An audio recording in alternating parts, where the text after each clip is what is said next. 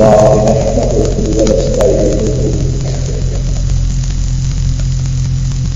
ونستغفره ونؤمن به ونتوكل عليه ونعوذ بالله من شرور أنفسنا ومن سيئات أعمالنا من يهده الله فلا مضل له ومن يضلل فلا هادي له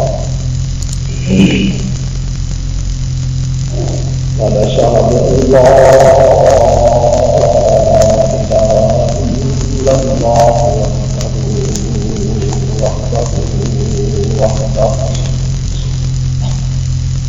وحده لا شريك له شهادة تكون بالنجاة والسلامة ولرفع الدرجات تكريما ونشهد أن محمدا عبده ورسوله صلى الله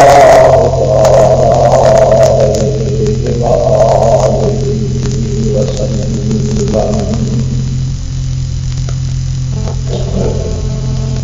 أرسله الله تعالى بالحق بشيرا ونذيرا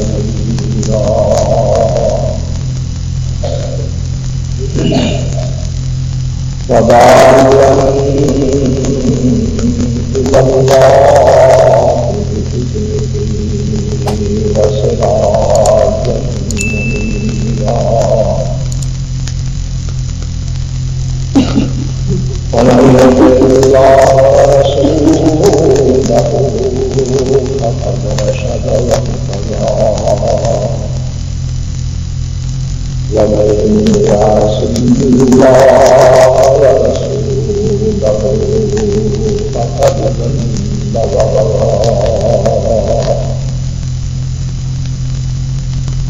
أما بعد فإن خير الحديث كتاب الله وخير الهدي هدي محمد صلى الله عليه وسلم وشر الأمور محدثاتها وكل محدثة بدعة وكل بدعة ضلالة وكل ضلالة في النار.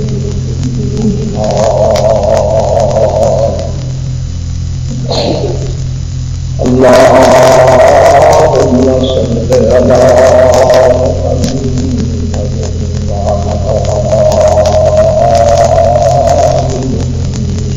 محمد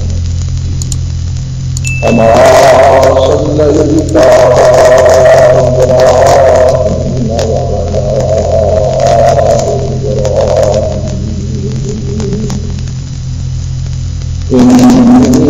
إنك حميد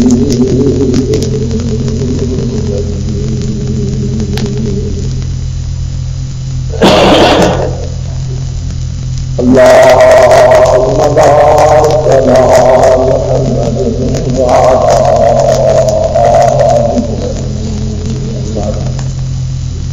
كما باركت على إبراهيم وعلى آل إبراهيم إنك حميد مجيد. رب اشرح لي صدري ويسر لي أمري واحلل عقدة من لساني يفقهوا قولي.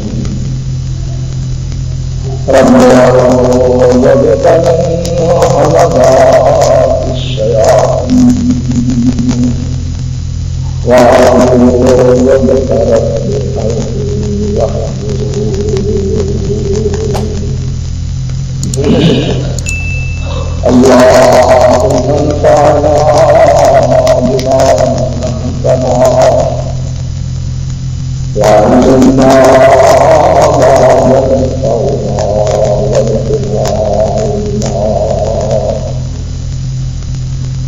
سبحانك لا علم لنا إلا ما علمتنا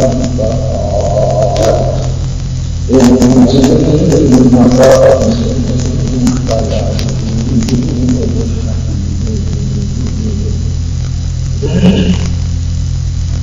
أما بعد فأعوذ بالله السميع العليم من الشيطان الرجيم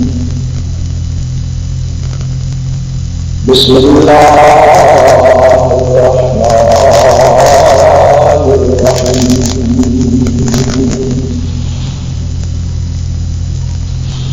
الذين استجابوا لله والرسول من بعد ما أصابهم القرح للذين أحسنوا منهم واتقوا أجر الذين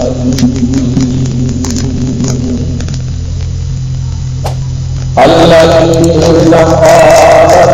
الناس إن الناس قد جمعوا لكم فاخشوهم فزادهم إيمانا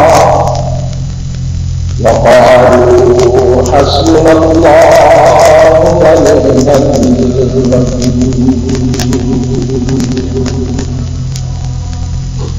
صدق الله العظيم.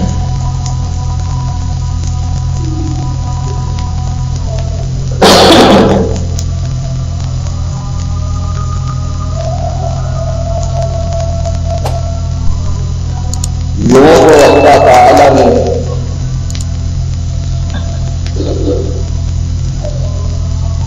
ہم سب کو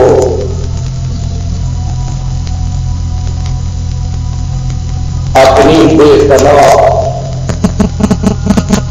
اور بے پایا نعمتوں سے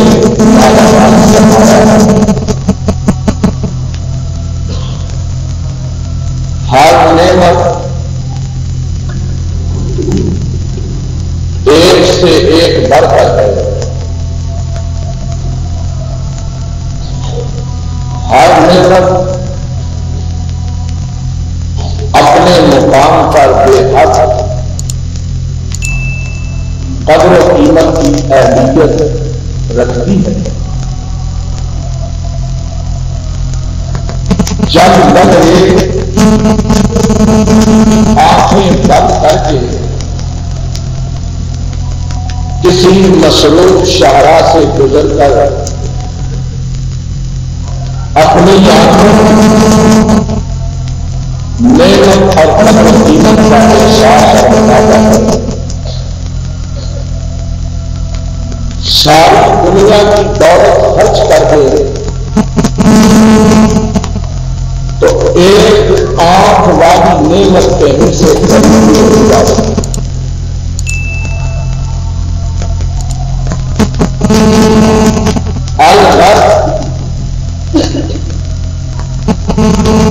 تھوڑا سا بھی غور و فکر کرتے جاؤ تو یہ غور و فکر ان دعوتوں نے نعمت اللہ لا تحصوها کے حکموں کو کھولتا چلا جائے گا. اور ان انسان لظلوم کفار کا بھی احساس ہوتا جائے گا. رب نے عطائے انعامات کی بھی حد کر دی اور انسان نے ناشکری کی بھی حد کر دی.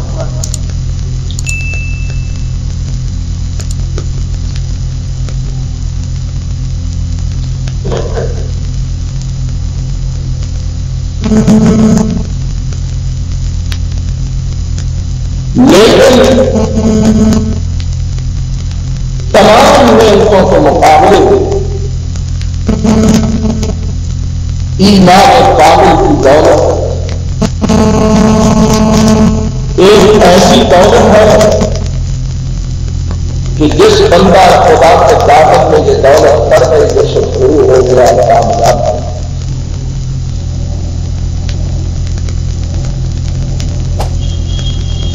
ایک عورت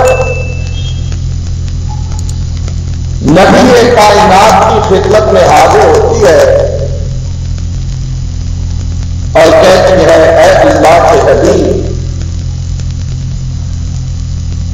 مجھے مرگی کا عارضہ لاحق مرگی کی مریضہ اور جب مرگی کا دورہ پڑتا ہے ہوش و حواس کھو دیتی ہوں کوئی پتہ نہیں ہوتا کہ کہاں ہوں اور کس حال میں ہوں حتیٰ کے بعد دفعہ خطر میں کھل جاتا ہے.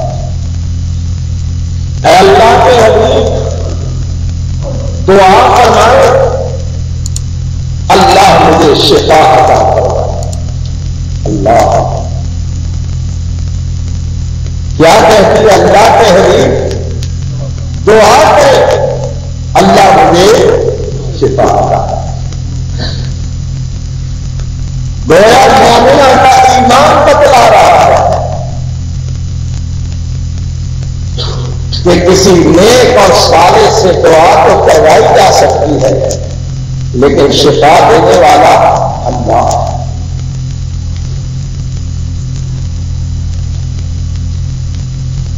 یہی عقیدہ امام الموحدین سیدنا ابراہیم خلیل کا بھی تھا جس کو قرآن نے ذکر کیا کہ ابراہیم اپنے رب کا تعارف کروا رہے ہیں کہ میرا رب کون میرا حاجت روا و مشکل کشا میرا داتا میرا فریاد رس میری بگڑی سنوارنے والا میری پریشانیوں کو دور کرنے والا تو دور حاضرہ کے کلمہ دو لوگوں سے پوچھے تو ان کی انگلی عرش کی طرف اٹھنے کے بجائے زمین کے اندر کی طرف اٹھے گے. خدا ہے خدا جس کی قبر خدا شہر میں ہے خدا قصبے میں ہے خدا دربار والا خدا مزار والا. لیکن خلیل اللہ آسمان کی طرف میں انگلی اٹھا کر کہتے ہیں اذا مرضت فهو یشفی.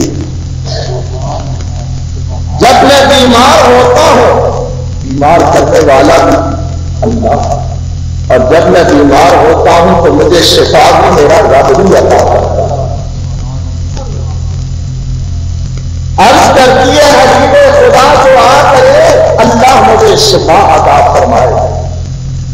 رحمت عالم فرماتے ہیں میں تیرے لیے دعا کر دیتا ہوں اللہ تجھے شفا بھی دے دے گا لیکن اگر تو صبر کرے اللہ کی اس آزمائش کا تو اس کے بدلے اللہ تجھے جنت عطا فرمائے. ایک طرف بیماری ہے اور بیماری سے چھٹکارا ہے اور دوسری طرف جنت کی بشارت ہے. ہم ہوتے تو کہتے جنت تو بات کی بات ہے دیکھی جائے کہ سرے دست اس مصیبت سے تو جان چھوٹے لیکن ایمان مومنوں کے حوصلوں کو بلند کر دیتا ہے اور وہ اللہ کی رضاؤں پر راضی ہو جاتا ہے. تکلیفیں مصیبتیں پریشانیاں بیماریاں اور ابتلائیں ان کے ایمان کو متضمن ہیں. ہم 4 دن بیمار ہوتے ہیں ڈاکٹر کے پاس گئے حکیم و طبیب کے پاس گئے دوا دی افاقہ نہ ہوا.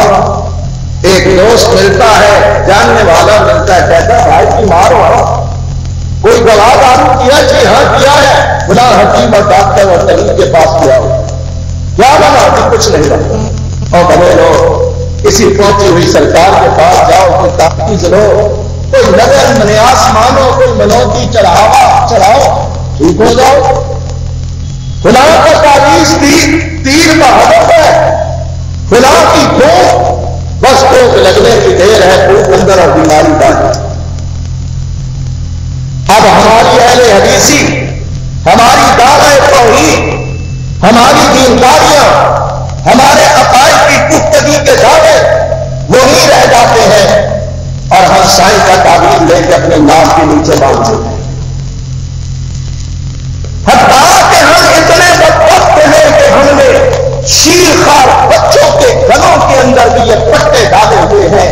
گمراہوں کے، زانیوں کے، شرابیوں کے، بدکاروں کے، اللہ کے نافرمانوں اور مشرکوں کے ہاتھوں کے لکھے ہوئے قانون ہم اپنے بچوں کے گلوں میں ڈالتے ہیں.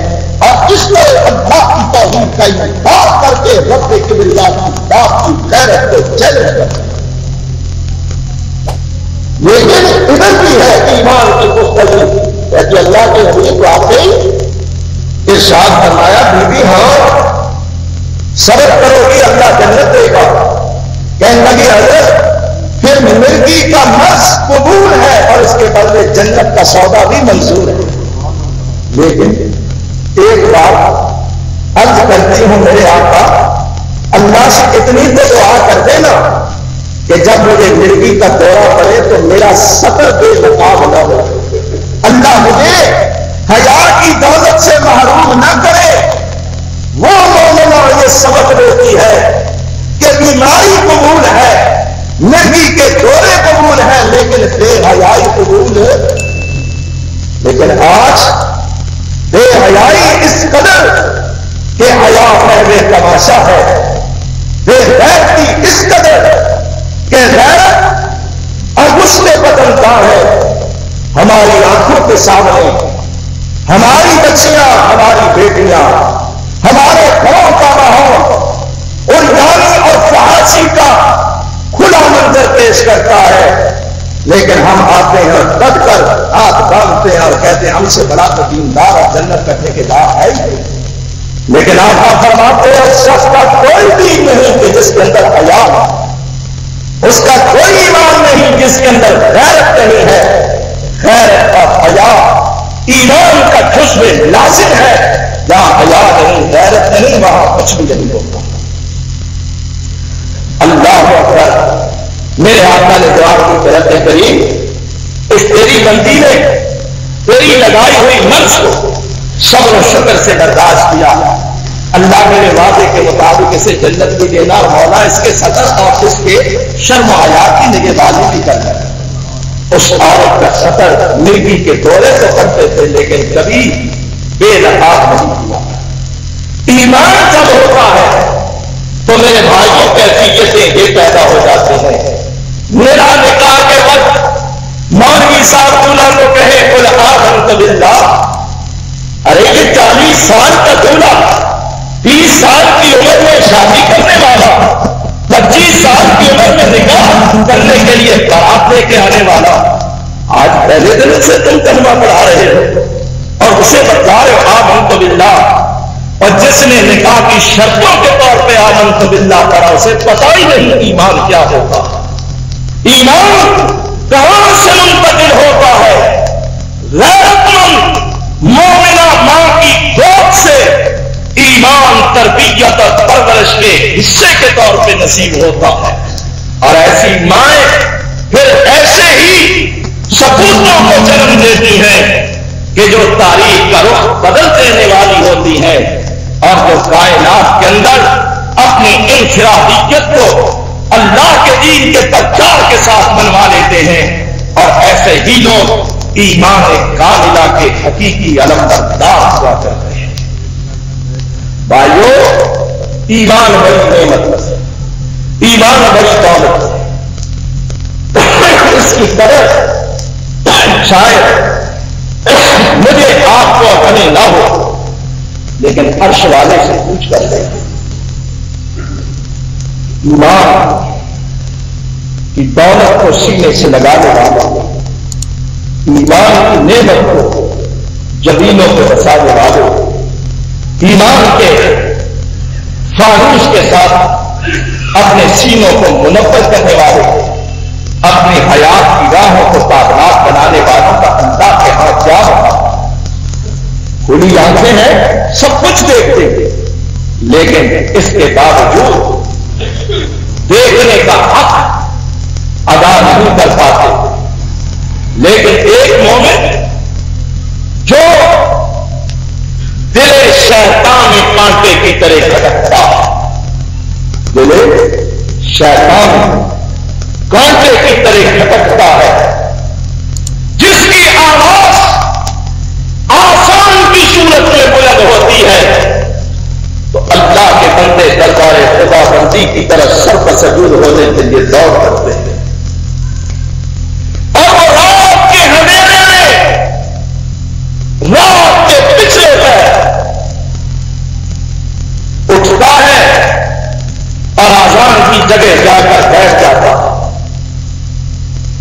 آزان کی جگہ بیٹھ جاتا ہے، آواز لگانے والے آواز دیتے ہیں اصبحت یا عبداللہ، اور اللہ کے بندے او عبداللہ ابن ام مکتوم، صبح ہو رہی ہے، آزان تو کب ہونا، آنکھوں سے معذور اور مدینہ اس قدر رات کی تاریکیوں میں جائے آزان پہ پہنچ جاتا ہے اور سونے والوں کو آواز دے کے بیدار کرتا ہے، سونے والوں الصلاۃ خیر من النوم، الصلاۃ خیر من النوم، یہاں بھی ہے نا الصلاۃ خیر من النوم کی آوازیں گھروں کے دروازوں سے، بنگلوں کی دیواروں سے، حویلیوں کی چار دیواریوں سے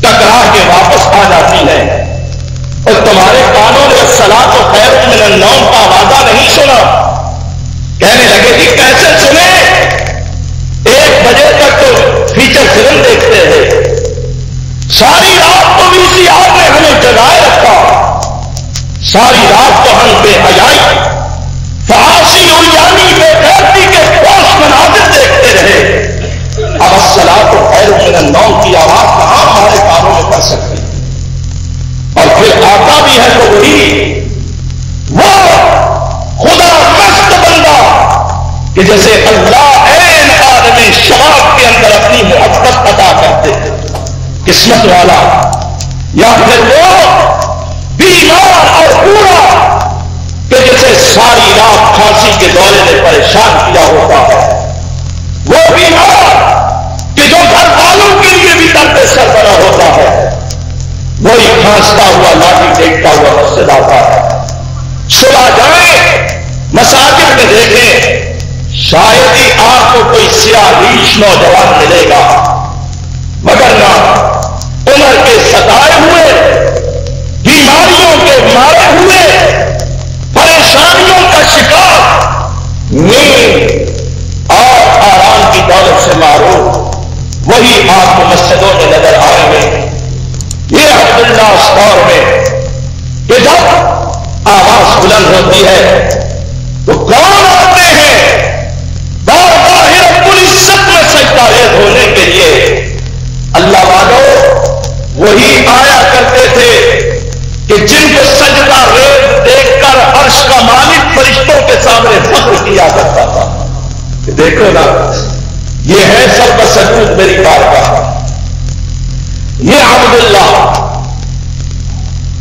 ابن ام مکتوم کہیے رضی اللہ تعالی عنہ، جب دیکھو یہ نابینا بیٹھا ہے حلقہ رسول کے اندر، ہمارا تنفوش ادب و احترام کا مجسمہ بنا ہوا، نابینا بظاہر معاشرے میں، سوسائٹی میں اس کی کوئی وقت نہیں، کوئی قدر نہیں، کوئی قیمت، لیکن اس کی قدر قیمت سوسائٹی میں نہیں ہے، لیکن ایمان کے ترازو میں جب تلتا ہے تو عرش والے سے پوچھ کر دیتے، پھر عرش والا بتاتا ہے کہ آؤ میں بتاؤں اس کی قدر کیا ہے، تمہارے ترازو اور ہے، میرا ترازو اور ہے، تمہارے معیار پرکھنے کے اور ہے، میری کسوٹی تم سے جدا،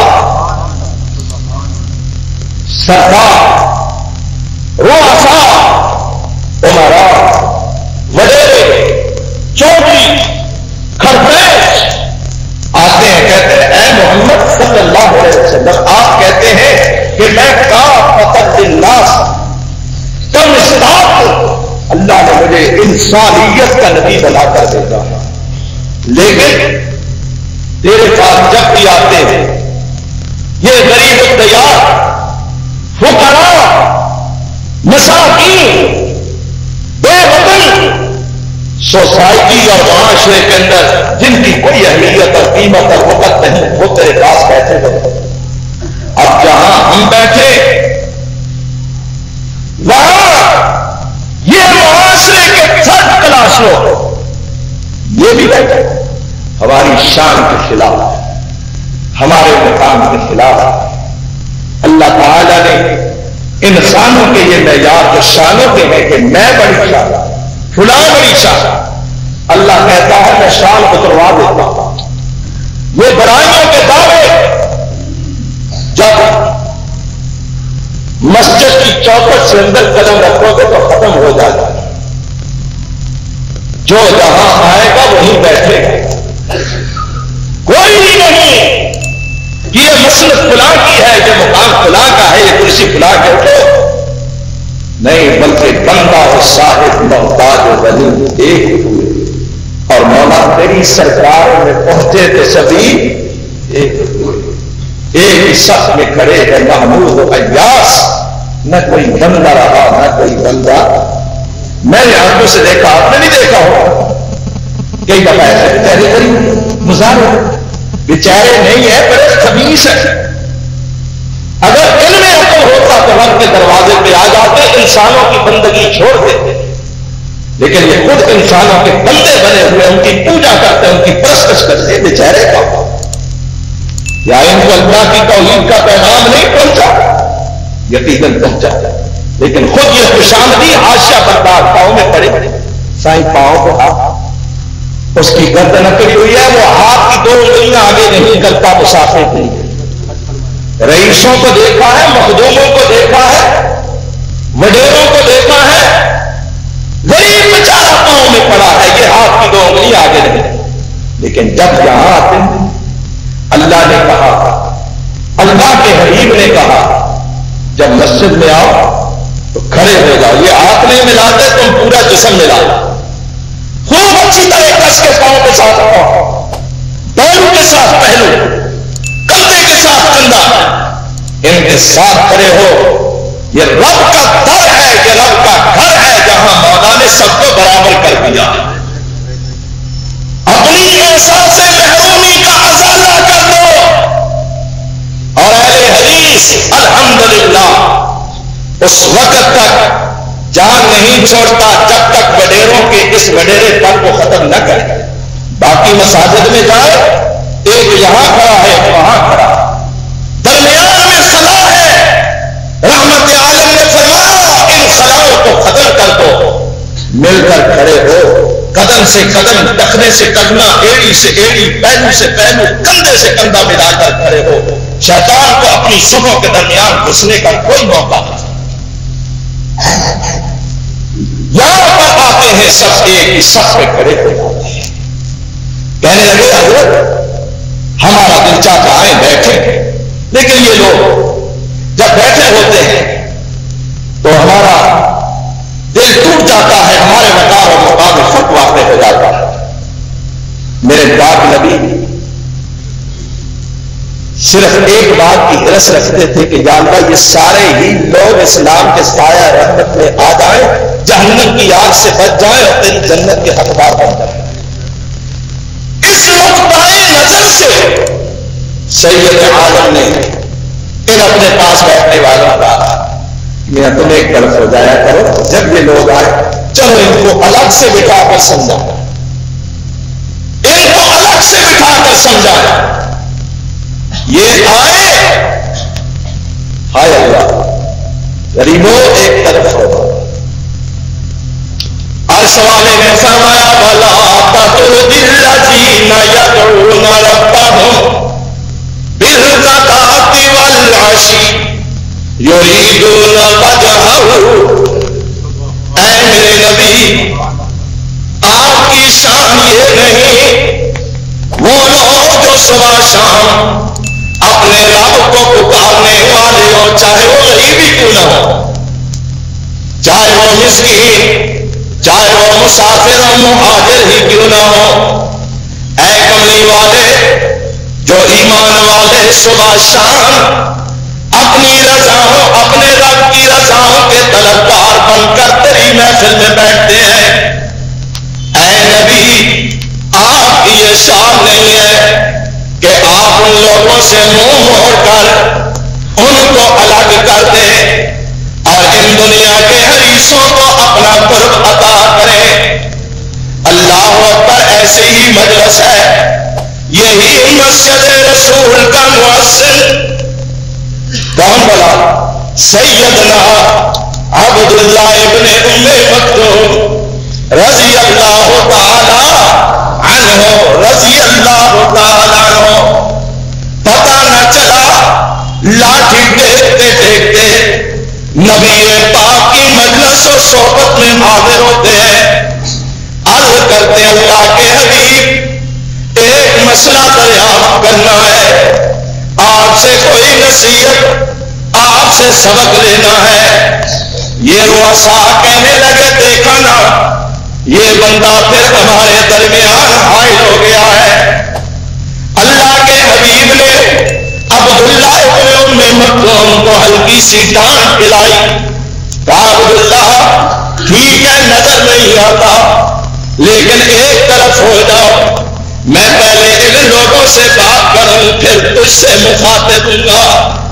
عبداللہ دل گرفتہ ہو کر ایک طرف ہٹ گئے، عرض کی میرے اللہ پہلے تو تیرے حبیب کی مجلس میں آتے دل ٹھنڈا ہو جایا کرتا تھا، آج ہماری جگہ ان مکے کے سرداروں رئیسوں وڈیروں کو اللہ تیرے حبیب کا قرب نصیب ہو گیا۔ اللہ کریم اب ہمارا کیا بنے گا؟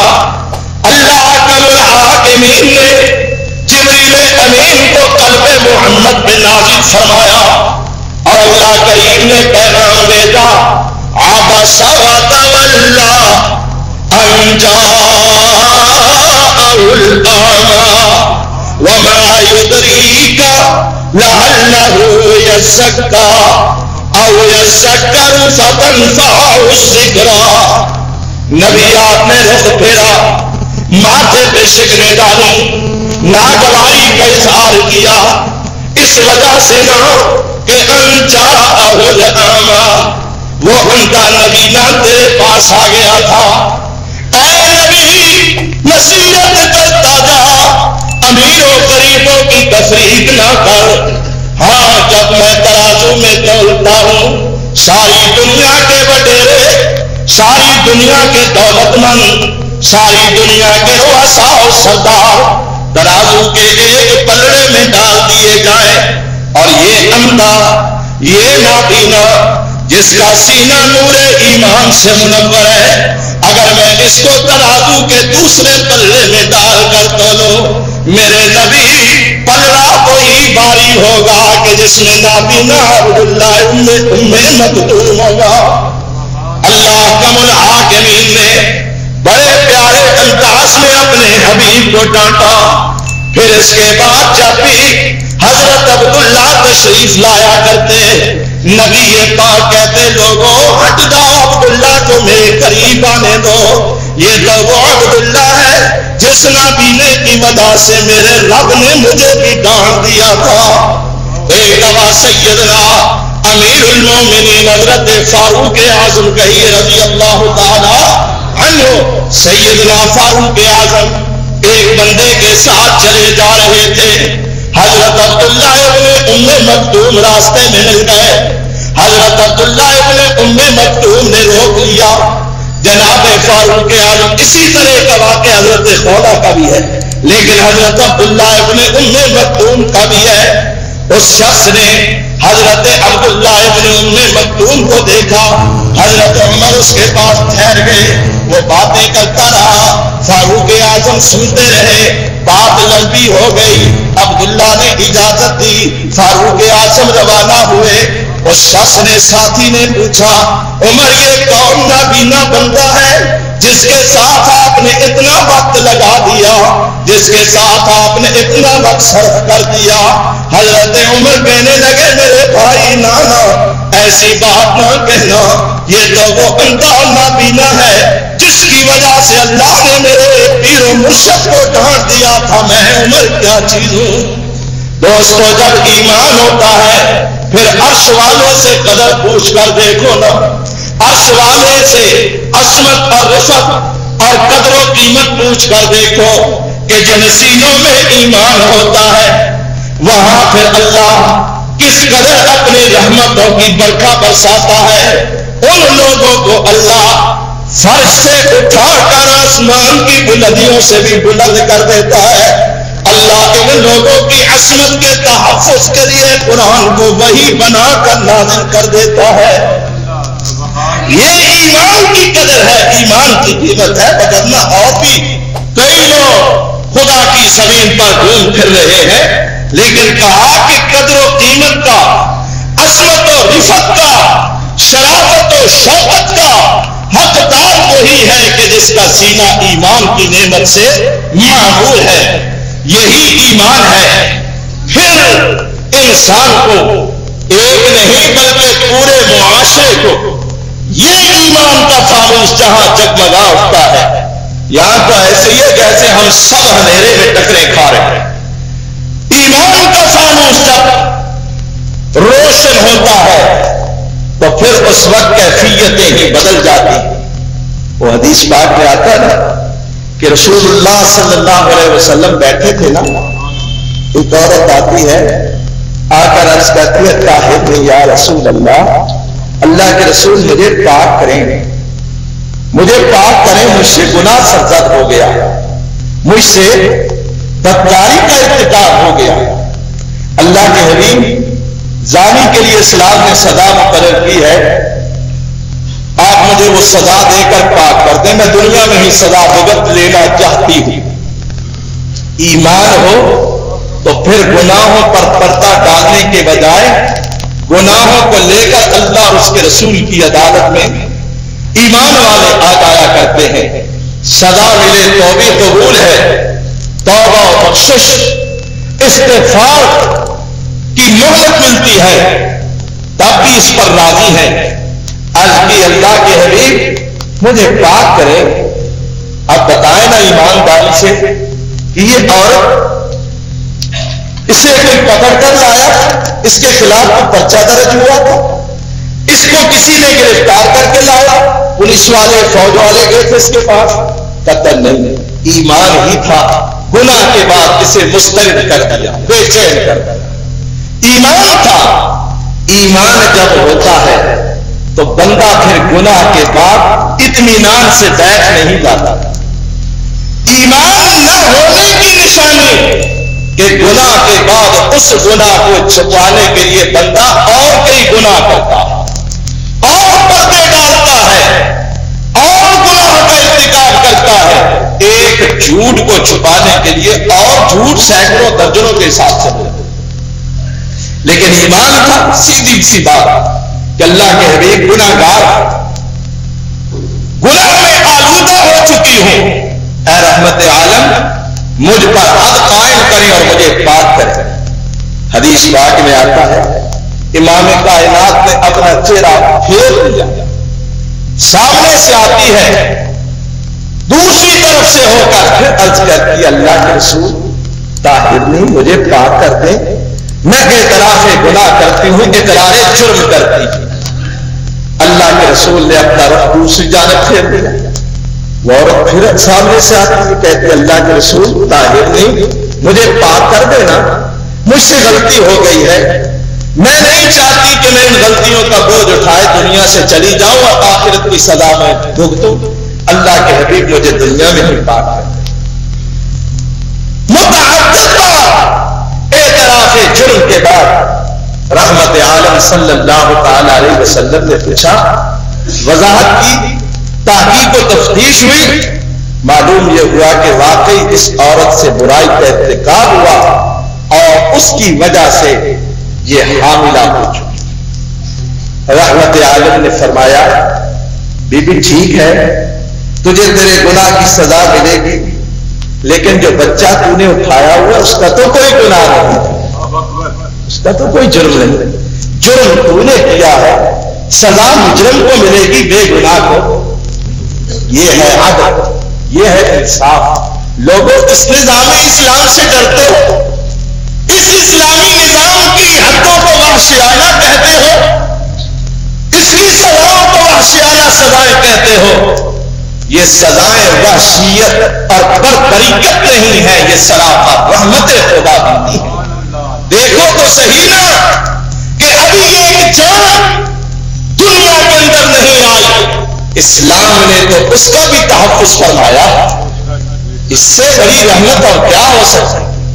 آج کی دنیا میں ملحد تارکے دین کمیونسٹ اور سوشلسٹ منکر حدیث منکر قرآن منکر اسلام اللہ کے بازی اللہ کی حدوں کو وحشیانہ کہتے ہیں. لیکن اللہ کا الحاکمین کا قرآن اعلان کرتا ہے وَلَكُمْ فِي الْقِصَاصِ حَيَاةٌ يَا أُولِي الْأَلْبَابِ لَعَلَّكُمْ تَتَّقُونَ لَعَلَّكُمْ تَعْقِلُونَ. اور تمہارے لیے اس نظام عدل اور برابری کے نظام کے اندر ہی زندگی اور حیات جاودانی کا پیغام ہے. وگرنہ معاشرہ برائیوں کی آواز کیا بنا رہے گا اگر یہاں پر اللہ کی حدوں کا نفاذ نہ ہوا. حدود اللہ کی تنفیذ برائیوں کے دروازوں کو بند کرتی ہے. حدود اللہ کی تنفیذ گناہوں کا خاتمہ کرتی ہے. حدود اللہ کی تنفیذ اللہ کی زمین پر امن و سکون کی ضمانت فراہم کرتی ہے. حدود اللہ کی تنفیذ غریبوں مسکینوں بے سہارا بے آسرا لوگوں کی بہو بیٹیوں کی عزت کے تحفظ کی ضمانت فراہم کرتی ہے. فرمایا تیرا جرم ہے تجھے سزا ملے گی. جاؤ. بچہ پیدا ہو گیا, اب تنہا جان لے کے پھر آتی ہے, کہتی یا رسول اللہ تم لوگ کہاں کر دیں. رحمت عالم نے فرمایا بچہ پیدا ہو گیا. فرمایا ٹھیک ہے تیرے جرم کی تجھے سزا ملے گی.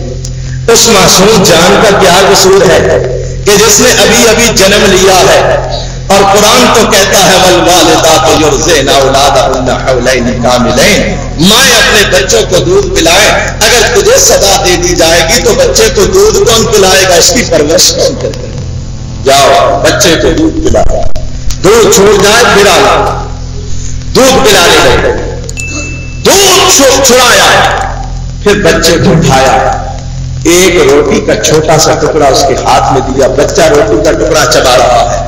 پھر لیے حاضر ہوتی ہے, کہتی یا نبی اللہ دیکھے اب یہ بچہ دودھ چھوڑ چکا ہے, روٹی کھا رہا ہے, اب تو مجھے پاک کر دیں. ذرا اندازہ کریں, پہلے آیا وضع حمل کی مدت تک آزاد کر دیا, کوئی کارخانہ نہیں, کوئی جیل نہیں, کوئی حوالات نہیں, کوئی پیرا نہیں, زنجیر نہیں ڈالے گئے, رسیاں نہیں ڈالی گئی, بیڑیاں نہیں پہنائی, آزاد. بچہ پیدا ہوا پھر آیا, پھر کئی برسوں کے بعد برس گزر گئے, پھر آیا. اب کئی برسوں تک یہ سلسلہ چلتا رہا. ایمان کھانا مسترب کر دیا, بے چین کر دیا, اور ایمان ہوتا. اب اسے یاد آتا آخرت کی سزا, جہنم کی سزا, اللہ کی عدالت.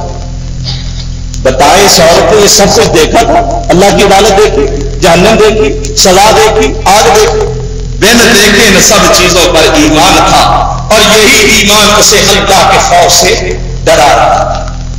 ایمان والوں, ایمان جب سینے میں موجود ہوتا ہے نا تو پھر بندہ گناہوں سے دور ہوتا ہے, اور گناہ ہو بھی جائے فطرت کے تقاضوں کے تحت تو پھر اس گناہ کے ازالے کے بغیر وہ چین سے نہیں بیٹھتا.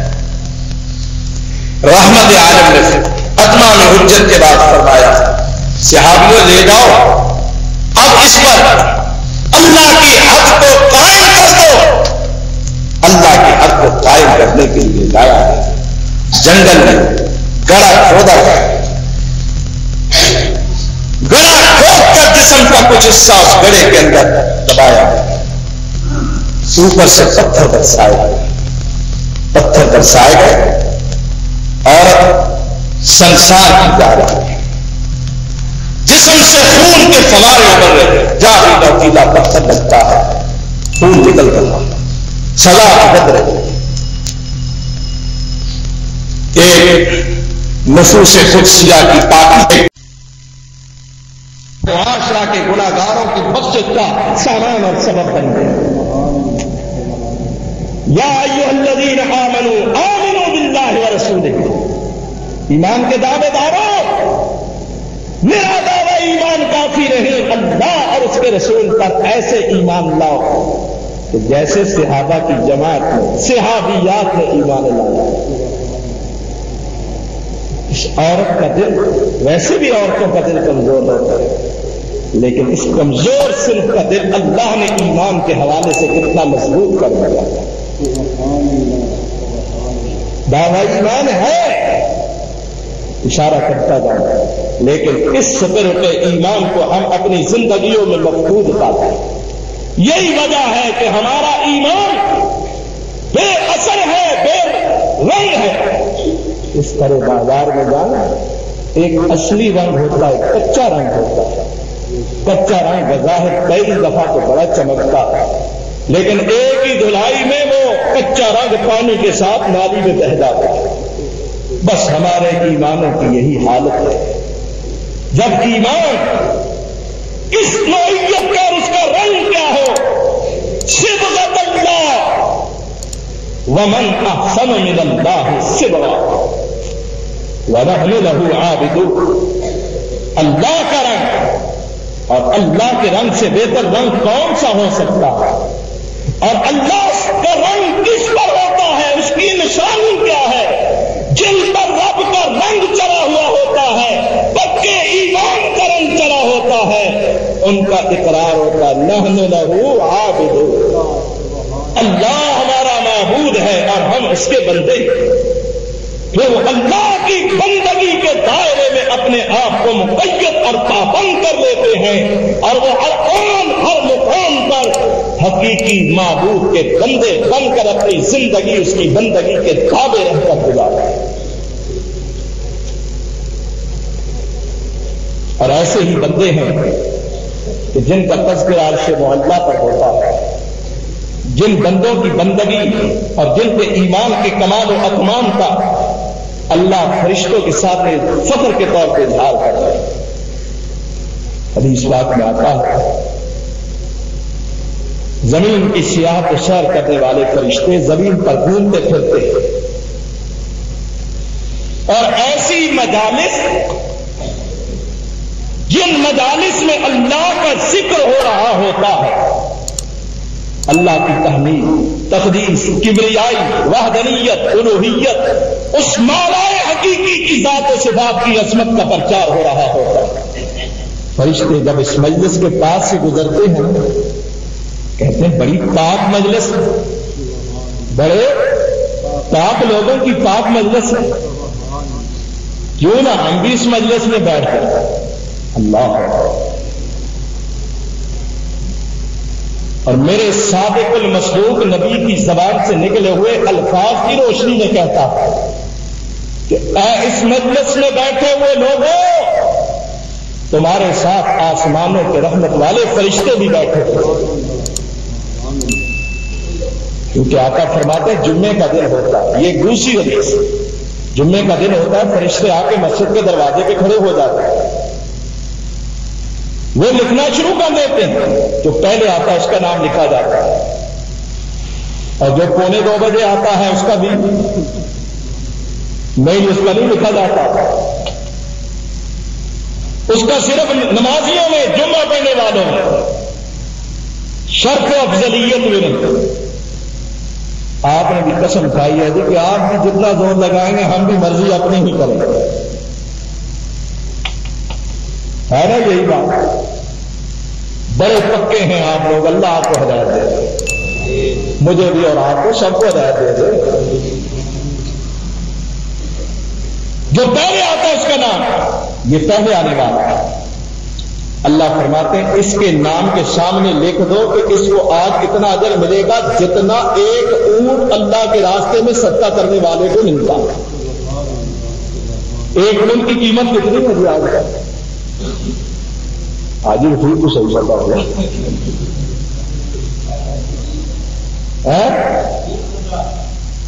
چلو 5,000 6 7 8 مہنگا ہی ہے نا جی. اور آپ کو پتا چلے کہ آج بھی 5 روپے ٹین کے حساب سے رعایت ہے تو آپ سورج نکلنے سے پہلے غلہ منڈی میں حاج صاحب کے دروازے کے پاس بیٹھتے ہیں کہ آج 5 روپے ٹین رعایت ملے گا. سمجھ آئی؟ یعنی دنیا کے حریص، لیکن مسجد میں جمعے کے دن جو پہلے آتا ہے 1 اونٹ کا سوال، جو دوسرے نمبر پہ آتا ہے گائے کا سوال. اللہ حافظ القیاس میرے آقا فرماتے ہیں ثواب بتدریج بعد میں آنے والوں کو کم ہوتا جاتا ہے. انصاف ہے نا، جو پہلے کوشش کرے بس کا بھی کل خیرات کا مقدار اسے صلہ بھی زیادہ ملنا چاہیے. یہاں تک کہ فرشتے لکھتے رہتے ہیں. امام منبر پہ آ جاتا ہے، آذان ہوتی ہے، جو آذان ہوتی ہے امام خطبہ شروع کرتا ہے، فرشتے اپنے کاغذات رجسٹر بند کر کے خطبہ سننے بیٹھ جاتے ہیں. بعد میں آنے والے جمعے کا ثواب پاتے ہیں، اضافی ثواب پہلے لوگ لے جاتے ہیں. تو گویا جمعے کے مجلس اور اجتماع میں بھی فرشتے موجود ہیں. ویسے سیاحین ملائکہ زمین میں گھوم جہاں ایسی پاکیزہ گفتگو ہو رہی ہوتی ہے، فرشتے کہتے ہیں ہم بھی بیٹھ جائیں، ہمارے رب کی تقدیس اور صفت و صلاح بیان ہو رہی ہے، وہ بھی بیٹھ جاتے ہیں. مجلس برخاست ہوتی ہے، اجتماع ختم ہوتا ہے، لوگ چلے جاتے ہیں، فرشتے بھی اٹھ کر چلے جاتے ہیں، اپنے رب کے حضور حاضر ہو جاتے ہیں. اللہ پوچھتا ہے فرشتوں کہاں گئے تھے؟ حالانکہ اللہ سب کچھ جانتا ہے. یہ پوچھنا بھی اس لیے ہے تاکہ فرشتوں کے سامنے اللہ اپنے مقرب بندوں کی عظمت کو بھی اجاگر کرے. یا اللہ فلاں جگہ گئے، اچھا کیا ہو رہا تھا؟ یا اللہ تیرے بندے بیٹھے ہوئے تھے، تیری تقدیس، تیری تکبیر، تیری تحمید، تیری صفت و ثنا ہو رہی تھی، تیرا قرآن پڑھا جا رہا تھا، تیرے حبیب کی باتیں ہو رہی تھی، تیرے نازل کیے ہوئے دین کا چرچا تذکرہ ہو رہا تھا. یا اللہ ہم بھی بیٹھے. اللہ پھر پوچھتے ہیں کہ فرشتوں میرے بندے کیا کہہ رہے تھے؟ حدیث کے لفظ ہیں اللہ کے حبیب فرماتے ہیں حالانکہ اللہ سب کچھ جانتا ہے. یہ بڑے وزنی لفظ ہے. حالانکہ اللہ سب کچھ جانتا ہے، پھر بھی فرشتوں کی زبان سے سننا چاہتا ہے اپنے بندوں کا تذکرہ. یہ ہے فاذکرونی اذکرکم، فاذکرونی اذکرکم.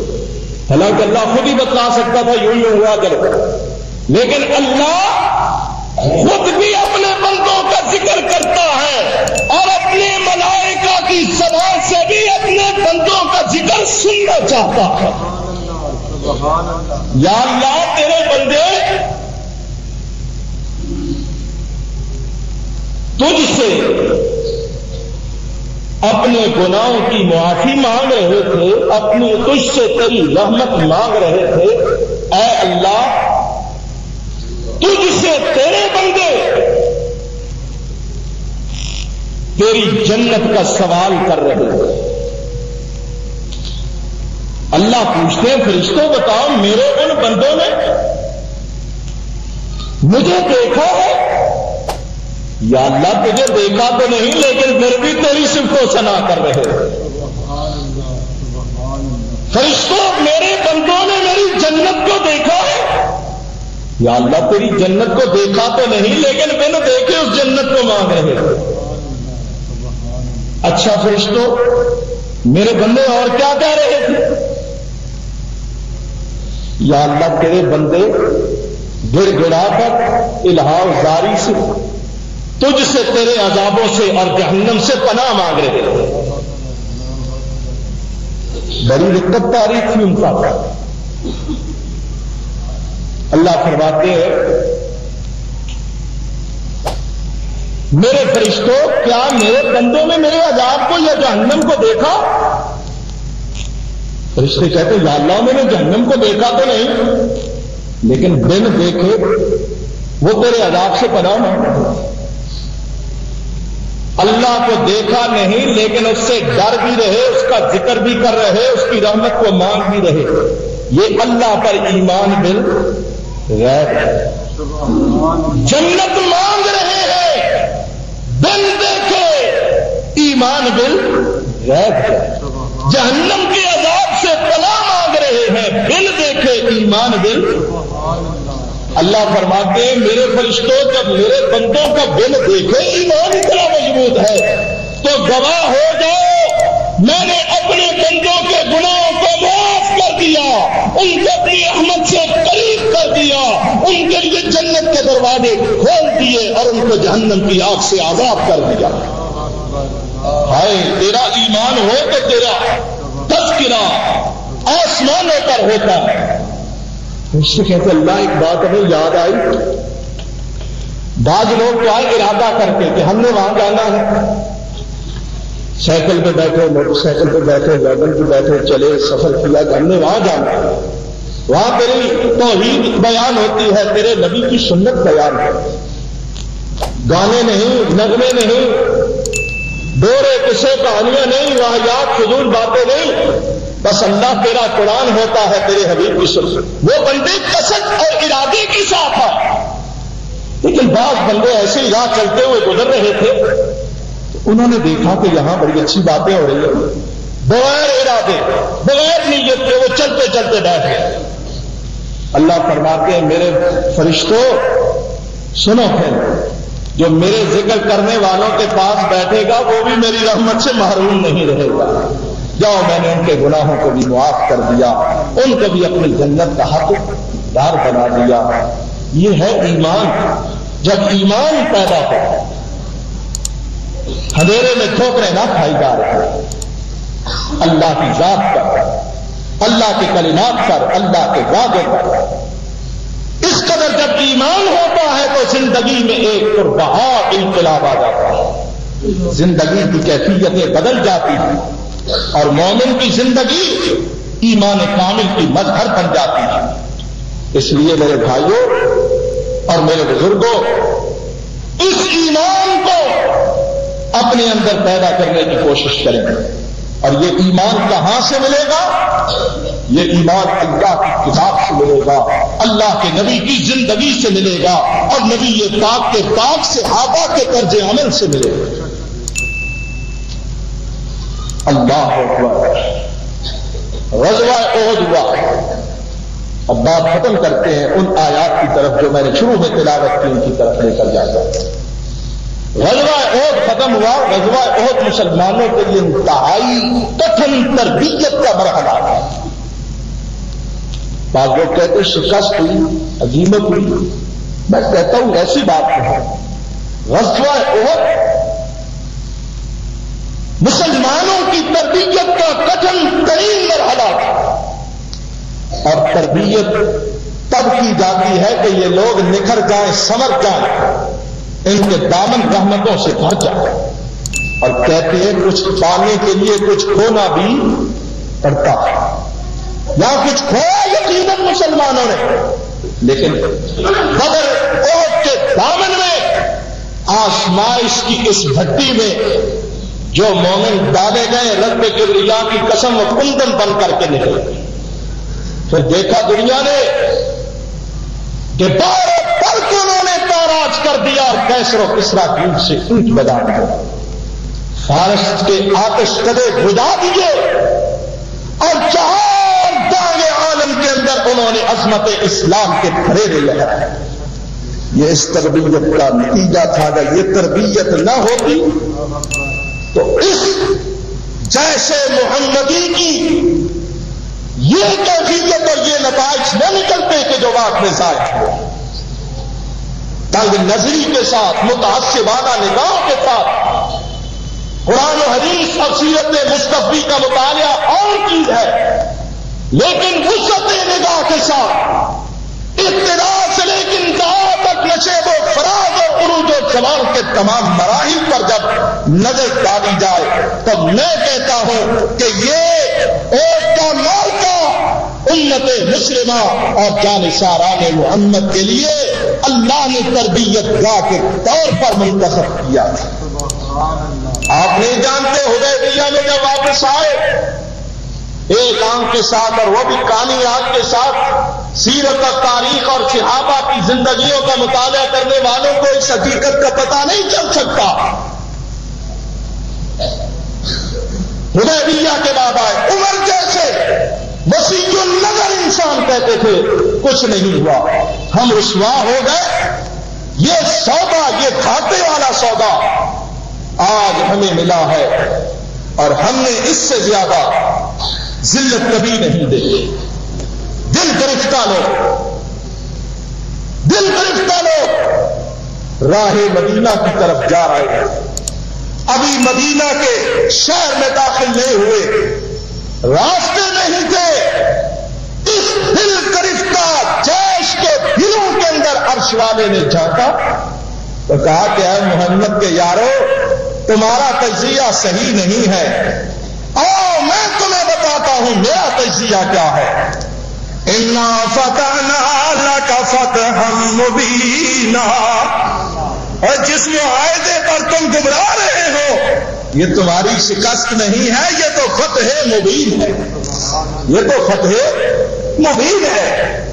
عرض یہ کر رہا تھا احد کے زخم خوردہ اپنے گھروں میں گئے, 70 شہداء کو اپنے ہاتھوں سے دامن احد کے اندر دفن کیا اور زخمیوں کی مرہم پٹی کی. زخم خوردہ قافلہ رحمت عالم کے دندان شہید, سر مبارک زخمی, حمزہ اور مصعب بن عمیر جیسے سادات جام شہادت نوش کر چکے ہیں. اللہ اللہ کیسی روح پرور قربانیاں دی. ہم تو کھانے والے ہیں, کمانے والے تو دنیا سے چلے گئے.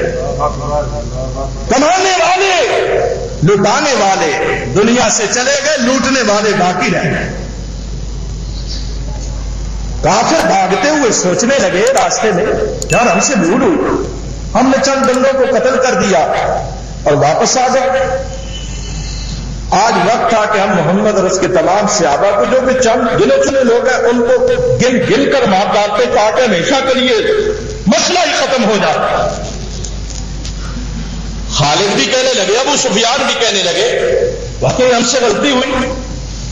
بھاگتے ہوئے لشکر کفار کا آئے روکو, اتنی معمولی سی فتح کے نشے میں سرشار ہو کر سر پہ پاؤں رکھ کے بھاگ رہے, روکے جاؤ.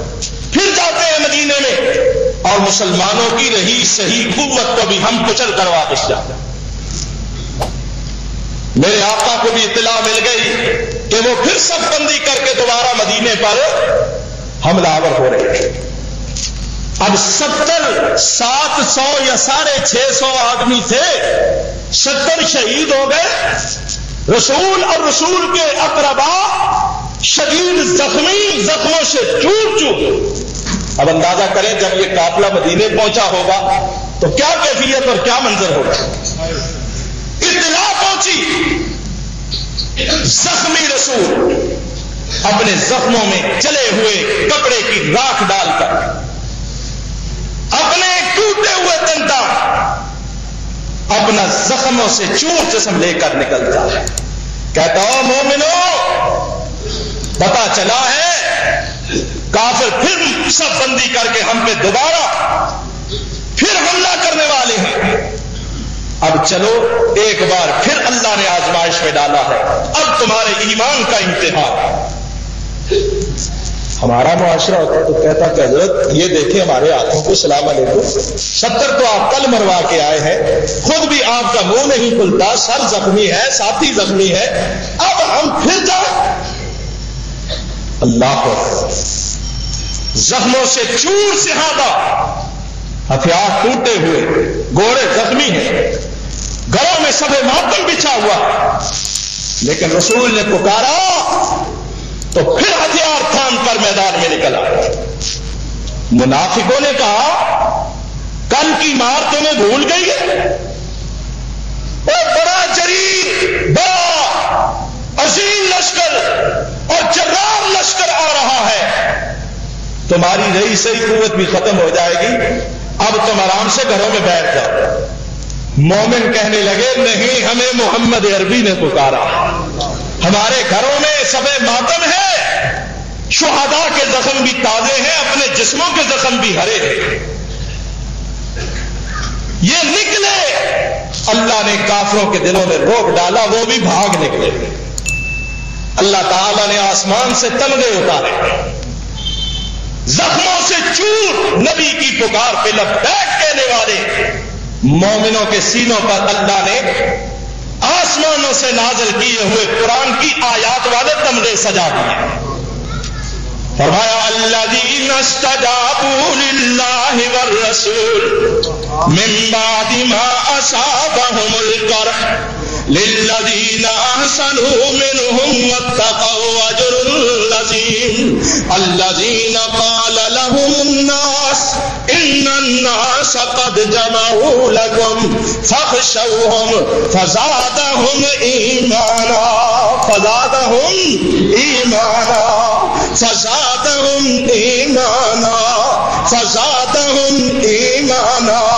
وقالوا حسبنا اللہ ونعم الوکیل۔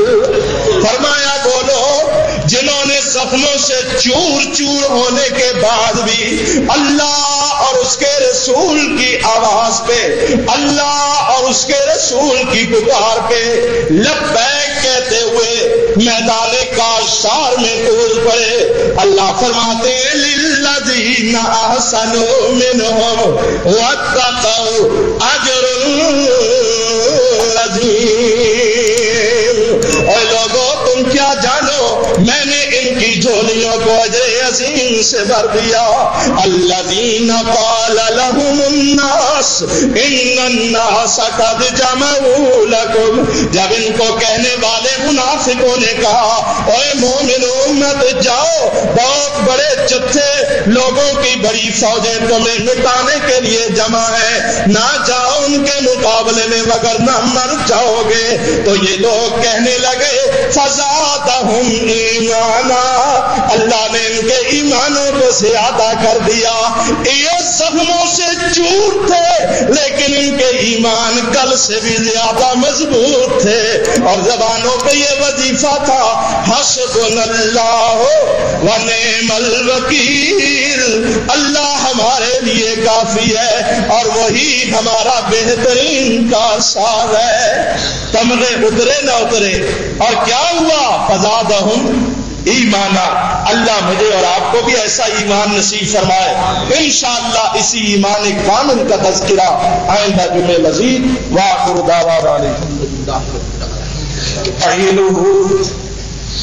ونستغفره ونؤمن به ونتوكل عليه ونعوذ بالله من شرور أنفسنا ومن سيئات أعمالنا، من يهده الله فلا مضل له ومن يضلله فلا هادي له، ونشهد أن لا إله إلا الله وحده لا شريك له، ونشهد أن محمدا عبده ورسوله صلى الله تعالى عليه وآله وسلم۔ حضرات، اللہ کی رحمت اور اللہ کے فضل و کرم سے رحمتوں اور برکتوں کا مقدس اور بابرکت مہینہ رمضان المبارک چند دنوں بعد آنے والا ہے، اس کا آغاز ہونے والا ہے۔ اللہ کے حبیب نے شعبان کے آخری عشرے میں ہی ایمانداروں کو فرمایا کہ اپنے آپ کو رمضان کے استقبال کے لیے تیار کرو، کمر ہمت کس لو، اور دنوں کے روزے اور رات کے قیام کے لیے اپنے آپ کو تیار کرو۔ یہ بابرکت اور پررحمت مہینہ سعادت مند اور خوشبخت لوگوں کے حصے میں آتا ہے، اور اب ہم اس مہینے کے قریب ہی ہیں، یا تو پھر 12-11 دن باقی ہیں، ایک لمحے کا بھی بھروسہ نہیں ہے، تاہم یہ دنیا امیدوں پر قائم اور یہ لیل و نہار کی گردش بہت ساری حقیقتوں اور امیدوں کو مدغم کر دیتی ہے۔ بہرحال ہمیں اس ماہ مبارک کے استقبال کے لیے اور اس کے لیے اس انداز سے اپنے آپ کو تیار کرنا چاہیے کہ ہم زیادہ سے زیادہ اس کے فیضان سے فیض یاب ہو سکیں۔ اور بھائیوں، آپ اور ہم سب جانتے ہیں کہ یہ فتنوں کا دور ہے، اور تقریباً وہی دور کہ جس دور کے بارے میں مخبر صادق نے ارشاد فرمایا کہ ایک وقت آئے گا میری امت فتنوں میں مبتلا ہو جائے گی، اور فتنے اس طرح ٹوٹیں گے جس طرح آسمان کے ستارے ٹوٹیں۔ ایک بندہ صبح مومن ہوگا، شام کو فتنوں کا شکار ہو کے کافر ہو جائے گا۔ ایک بندہ شام کو مومن ہوگا اور صبح تک فتنوں کا شکار ہو کے کافر ہو جائے گا۔ یہ فتنوں کا دور ہے۔ ان فتنوں سے بچنے کے لیے سب سے پہلا جو قدم ہے وہ اللہ سے التجا اور دعا ہے کہ اللہ اپنی رحمت کے ساتھ ہمیں فتنوں سے محفوظ فرما، اور اس کے ساتھ ساتھ اپنی عملی زندگی کے احتساب اور اصلاح کی بھی ضرورت ہے۔ اور آپ خوش بخت لوگ ہیں کہ تمام تر کوتاہیوں کے باوجود اللہ نے اپنی توحید کی آپ کو سمجھ عطا فرمائی، اپنے نبی کے مقام اور منصب کی اہمیت کو اللہ نے آپ کو سمجھنے کی توفیق عطا فرمائی۔ تو بھائیوں، پھر اس شہادت کا ہمیں عملاً بھی اپنی زندگیوں میں اظہار کرنے کی کوشش کرنی چاہیے، اور اپنے سراپا پہ محنت کرنی چاہیے، اور اس محنت کو پھر ہمیں اپنے بھائیوں تک، اپنے دوستوں تک بھی وسیع کرنا چاہیے۔ قرآن و حدیث کی دعوت کو آپ پر پھیلانا فرض ہے، اور اس دعوت کو آگے پھیلائیں جہاں تک ہے، زبان کے ذریعے، حسن اخلاق کے ذریعے، دلائل کے ذریعے، لٹریچر کے ذریعے، کیسٹوں کے ذریعے، جس طرح ممکن اچھے انداز سے، اچھے اخلاق سے، اچھے دلائل سے، سلجھے ہوئے باوقار طریقے سے آپ اپنے بھائیوں اور اللہ کے بندوں کی اصلاح کریں۔ اور اس کا ایک اور انداز یہ بھی ہے کہ آپ ماشاءاللہ حلقہ دوستہ رکھتے ہیں، ہر شخص کئی دوست، کئی ساتھی رکھتا ہے۔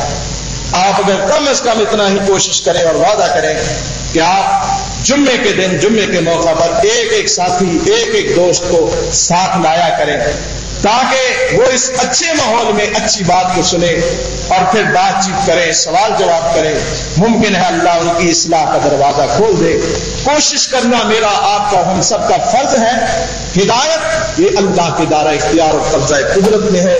اللہ تعالی ہم سب کو دین پر چلنے کی اور اپنی صلاحیتوں کو اللہ کے دین کی ترویج و اشاعت میں بروئے کار لانے کی مولا کریم ہم سب کو توفیق عطا فرمائے۔ اس لیے آپ آئندہ جمعہ جتنے ساتھی یہاں بیٹھے ہیں، میری آپ سے درخواست ہے کہ ایک دوست کو، ایک ساتھی کو مزید ساتھ لائیں اور ان کو قریب کریں، ان پر محنت کریں۔ اللہ تعالیٰ سے امید ہے کہ ایسے دوست، حضرت علی رضی اللہ تعالیٰ عنہ کو رسول اللہ صلی اللہ علیہ وسلم نے فرمایا کہ اے علی، ایک آدمی اگر تیری کوششوں سے راہ ہدایت پر آ جائے تو 40 سال کی عبادت سے بہتر ہے، بڑے بڑے صدقوں سے یہ عمل بہتر ہے۔ اس لیے آپ کوشش کریں، اور آپ خود بھی وقت پر آنے کی کوشش کیا کریں، اپنے اور ساتھیوں اور بھائیوں کو بھی اپنے ہمراہ لائیں، اور اس طرح آپ اپنا حق جو ہے ادا کرنے کی کوشش کریں اور تبلیغ دین میں اپنا حصہ ڈالیں۔ اسی طرح آخری بات، الحمدللہ ہمارے مدرسہ کے سالانہ امتحان کل مکمل ہو چکے ہیں۔ آج ان کے نتائج ابھی نماز جمعہ کے بعد یہاں ہوں گے۔ ایک مختصر سی تقریب ہے، طلباء کے نتائج سنائے جائیں گے، اور کچھ طلباء اپنی تعلیمی استعداد کا عمل مظاہرہ کریں گے۔ بچوں کی حوصلہ افزائی کے لیے اس تقریب میں آپ نماز کے بعد تشریف رکھیں۔ مختصر سا پروگرام ہوگا، دعا میں شریک ہوں اور اپنے بھائیوں، اپنے بچوں، اپنے عزیزوں کی حوصلہ افزائی کریں اور ان کی کامیابی کے لیے اور اپنے ادارے، اپنے مدرسے کی کامیابی اور کامرانی کے لیے دعا کریں۔ اللہ تعالیٰ آپ کو بہترین جزاؤں سے سرفراز فرمائے گا۔ اللہ سے دعا ہے مولا کریم ہم سب سے راضی ہو جائے، ہم سب پر اپنی رحمت نازل فرمائے، ہم سب کو دین، دنیا اور آخرت کی بھلائیاں عطا فرمائے۔ اعوذ باللہ من الشیطان الرجیم، ان اللہ وملائکتہ یصلون علی النبی یا ایھا الذین آمنوا صلوا علیہ وسلموا تسلیما۔ تسليما. اللهم صل على محمد وعلى آل محمد كما صليت على إبراهيم وعلى آل إبراهيم إنك حميد مجيد. اللهم بارك على محمد وعلى آل محمد كما باركت على إبراهيم وعلى آل إبراهيم إنك حميد مجيد. اللهم أيد الإسلام والمسلمين. اللهم أعز الإسلام والمسلمين. اللهم انصر الإسلام والمسلمين. اللهم انصر من نصر دين محمد صلى الله عليه وسلم واجعلنا منهم، واخذل من خذل وأعرض وصرف عن دين محمد صلى الله عليه وسلم ولا تجعلنا منهم. اللهم حبب إلينا الإيمان وزينه في قلوبنا وكره إلينا الكفر والفسوق والعصيان واجعلنا من الراشدين. اللهم إنا نسألك الجنة الفردوس ونعوذ بك من عذاب جهنم ونعوذ بك من فتنة الدنيا وفتنة القبر وعذاب الآخرة. اللهم أنت الغني ونحن الفقراء أغننا بفضلك عمن سواك. اللهم أنت الغني ونحن الفقراء أغننا بفضلك عمن سواك. رب اغفر وارحم وأنت خير الراحمين. واعف عنا واغفر لنا وارحمنا أنت مولانا فانصرنا على القوم الكافرين. سبحان ربك رب العزة عما يصفون وسلام على المرسلين والحمد لله رب العالمين.